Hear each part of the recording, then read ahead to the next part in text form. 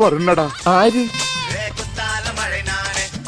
ഇയാളെന്റെ അച്ഛനാണെന്ന് ആരാ പറഞ്ഞേ? ഇയാള് പറഞ്ഞു.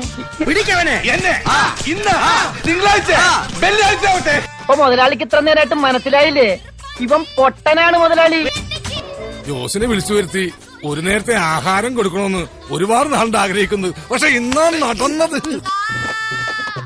നിങ്ങളിപ്പോ പ്രവർത്തിപ്പിച്ചുകൊണ്ടിരിക്കുന്ന ആ ഉപകരണം അതോവിയാൻ